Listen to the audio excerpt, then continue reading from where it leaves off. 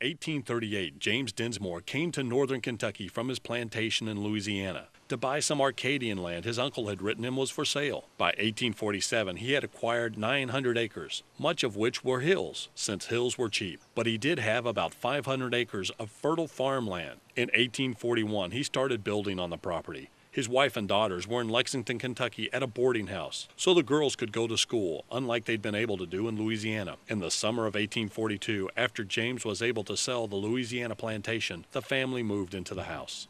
His main crops were wheat, barley, corn, and sweet potatoes. He also had a 12 to 15 acre orchard where he grew multiple varieties of apple, pear, plum, cherry, and peaches. There were several vineyards on the property. From them he sold grape cuttings, and in 1860 he made 300 gallons of wine.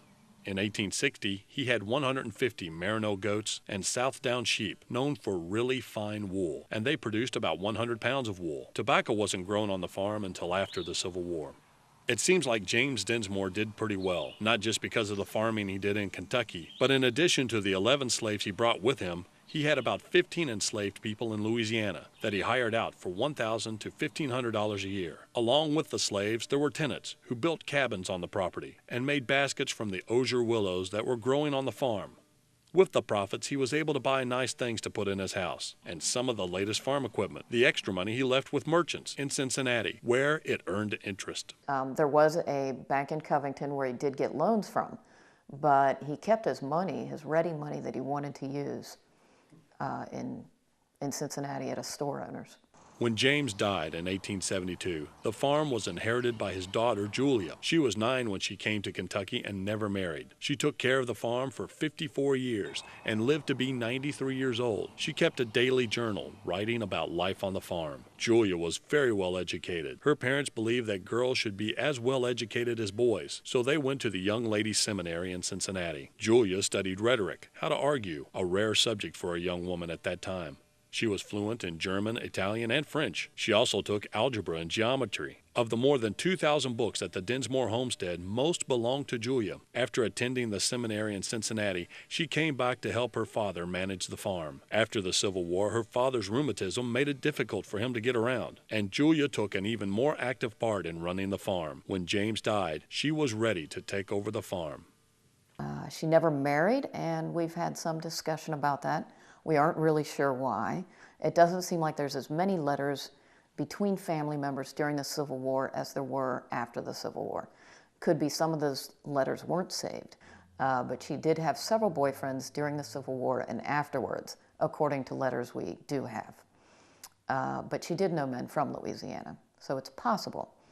We did find one proposal that a man wrote to her from Louisville, Kentucky, and he wrote something to the effect of, "I will take you away from the horrible cares of outdoor life."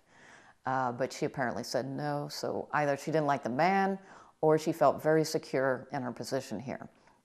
And although she didn't like working on the farm or managing the farm initially, she did seem to grow into it. She was a success. She often made a profit on the farm, and I think that made her feel really good about herself being a woman and being able to manage a farm when most women weren't doing that. And the one quote they had where she felt so unlike a lady on her inside, she probably wasn't much like a lady on her outside anymore. That was in 1875, soon after she took over the farm. And she did talk about wanting to sell it, but then we do have someone who's transcribing the journal, and she found an entry where one of the neighbors did say, "Okay, I'll buy some of your land."